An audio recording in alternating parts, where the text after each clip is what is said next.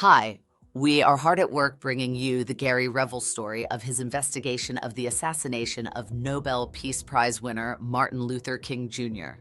The development of the movie, MLK, The Gary Revel Story, has become the featured project of the development process.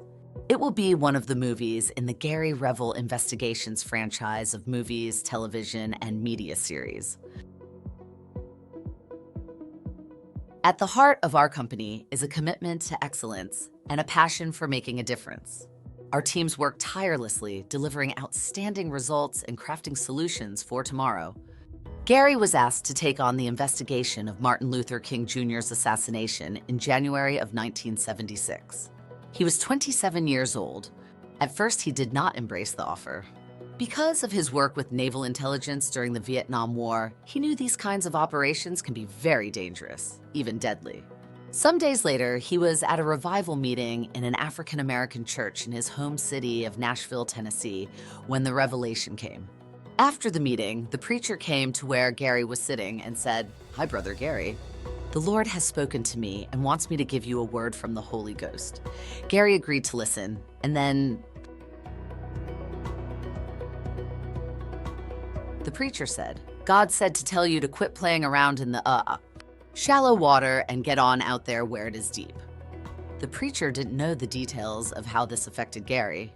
He didn't know that this word would convince Gary to jump headlong into the intriguing and deadly work of investigating the assassination of the great Nobel Peace Prize winner, the world-renowned civil rights leader, the Reverend and Dr. Martin Luther King Jr. Gary first recognized that he must meet with the accused assassin, James Earl Ray. He knew he had to shake his hand, look in his eyes, and feel the essence of the man convicted of the crime. Gary would be risking his life and the life of others in his pursuit, so he had to know the merit of his quest. After meeting with James, he started calling him Jimmy, which was preferred. For several days and dozens of hours, Gary sat by a creek bed one day and wrote a song. The song was "They Slew the Dreamer."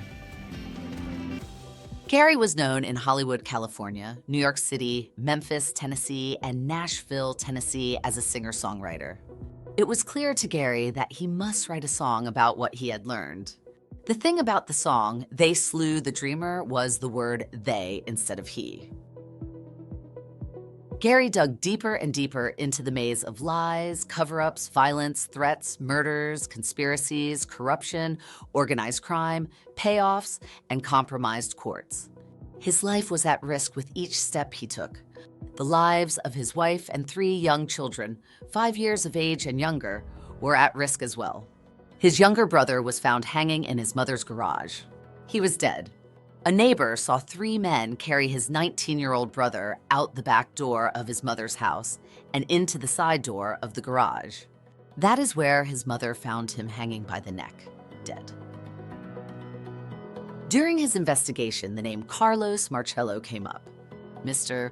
Marcello was an Italian mob boss who ran all organized crime throughout the southern tier of the United States of America. It was in his best interests that not only JFK be terminated, but also Martin Luther King Jr. and the senator and 1968 presidential candidate, Robert F. Kennedy. The case became more than the assassination of MLK. It was much more complex and more deadly than even Gary had imagined.